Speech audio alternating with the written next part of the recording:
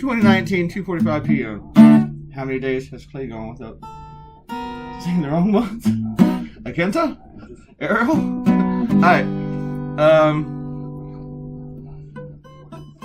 Can't wait till June's here and I can finally start saying it's May.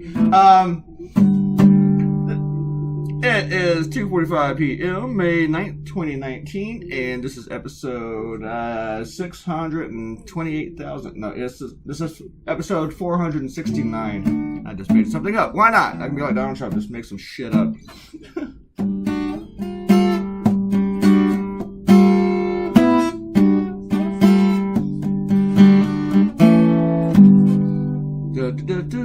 So listen to the school shooting.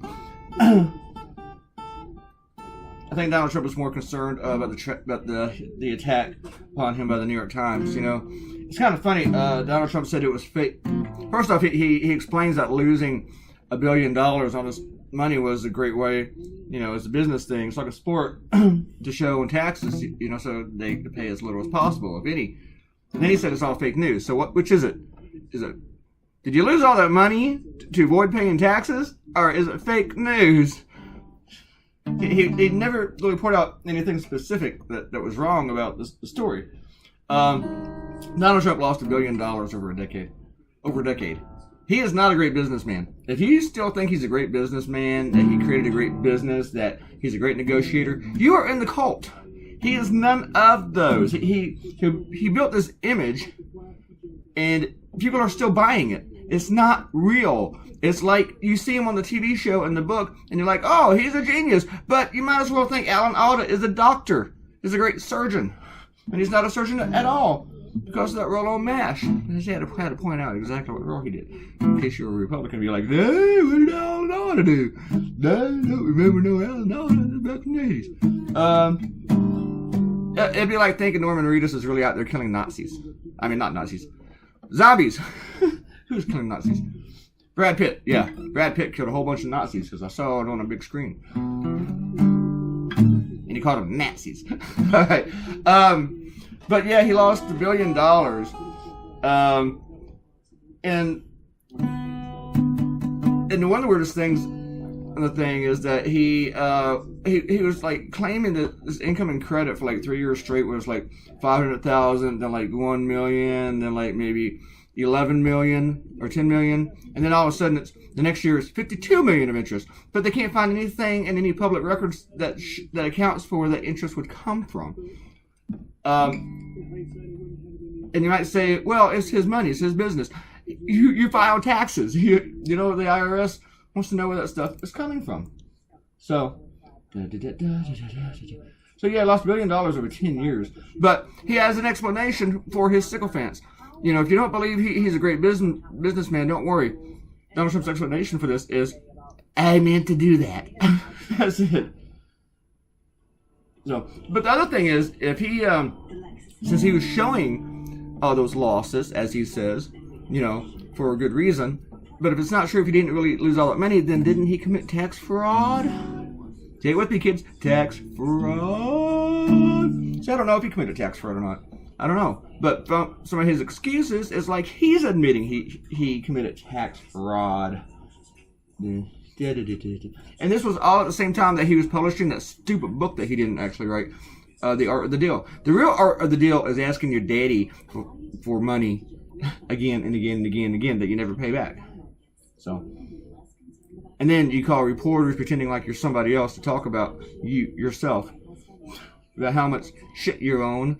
And how many supermodels are trying to date you that you're barking. No, Trump can prove all this is fake news by publishing his taxes. Ha! Yeah. Releasing his taxes. No, Trump wants to like change laws for a free press to put stuff out. He doesn't want to change any laws about that would prevent school shootings. But yeah, let's change laws so people can stop reporting on your taxes or your bullshit or your lies. But the other stuff from the report is that Donald Trump lost more money individually than any other American during this time span.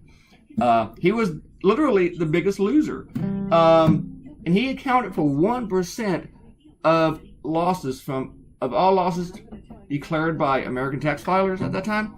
he accounted for 1% of it.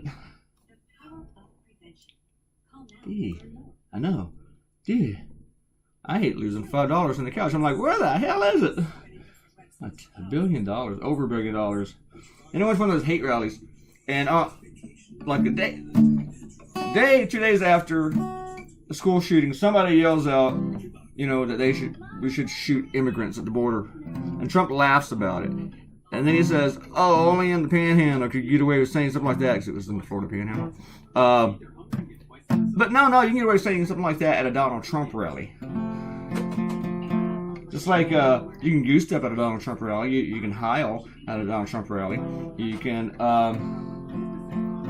punch black people, you can probably wear a white sheet, you can shout obscenities at Jim Acosta, harass female journalists like Katie Tur. You do all that stuff at Trump rallies. Trump rallies are so much fun. You can wear a shirt with a big giant Q on it. On the school shooting, I'm going to give a shout out to Kendrick Castillo. He died while saving his classmates. This is 3 days before the end of the school year. And 8 students were injured when 2 shooters went in there. But Donald Trump had fun at his rally, laughing about shooting immigrants. That's just so nice. Isn't it sweet? I guess you gotta have a good time. I had an asshole convention. Time to do some shout outs. I ranted enough, didn't I? I spent 6 minutes ranting. I didn't even complain about anything in my personal life. Can I think of something? Let me think. Yeah, housemates putting too much shit in the fridge and they're leaving laundry in there for hours and hours and hours. And I gotta try my clothes and I can't because there's still shit in there. Alright. That should make... Even score that a bitch about something. Robert Coutinho says, it looks as if the president's lying to get the House to impeach him. You know what? You're right, but at the same time, it looked like he was trying to get America not to vote for him, too. You know, saying all sorts of racist shit and yelling and screaming like he's a dumbass. But America said, hey, we need to have us some of that. Let's elect a dumbass. President also liked my Come As You Are riff. Ariel votes recording, cutting out the roughs on a case-by-case basis, like I suggested. Like, if you see it's taking you a long time to get everything to land where you want, I'll actually put land in quotation marks. That's exactly how I put it. Cut some of the rough. If it's short, leave it in. Personally, I like seeing your progression. Then again, I like short videos. Ariel likes some short. Alright. Ariel also loves my Mitch McConnell. She put love in bold.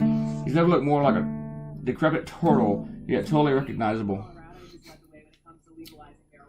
Thank you, Ariel. And Ariel said, 1 day since Clay said April instead of May. Yeah. And Ariel also couldn't tell who Lindsey Graham was out of all those, and I don't blame you. It's not a great one. And Ariel said, you did not mention you're going out of town or that you would need your suit. Did you decide to give that speech? I can't remember a speech. Thumbs up emoji. And Robert Coutinho said, yes, he did. Shush you. So Ariel says to Robert Coutinho, I don't remember a speech. Can you remind me of the speech I was supposed to give? So now I'm like thinking I'm in trouble. Is there a speech I'm supposed to give? Ariel imagines kissing Steve Mnuchin, and it's like her biggest fantasy. She really wants to kiss a squid too, and then she gave a squid emoji. Oh no, I read that wrong. She cannot imagine kissing Steve Mnuchin, and she would rather kiss a squid. I'd rather kiss a squid too. But if you kiss a squid, you might come out looking like Steve Mnuchin, just get those big old power lips. You'd be like, you can't see. Maybe it sounds like Mushmouth from Fat Albert.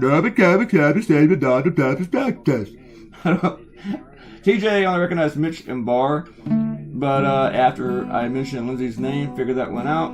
Thanks, TJ. You really don't know much about Mnuchin. Definitely spelled a dude's name wrong. Yes, you did, probably. We're almost done. He gave me a compliment, but the characters look exactly like him. And he says, if you're taking guitar requests, Sultans of Swing is such a tasty jam. I have to agree with you, though. Sultans of Swing is a tasty jam. Check out Roller Girl, too. That song's really cool. I even like the drums in it. But I am no Mark Knopfler. Ariel, help me out. Mark Knopfler. Anyway, come back tomorrow and watch another video. And leave a comment, get a shout out, click the red button. See you. Goodbye.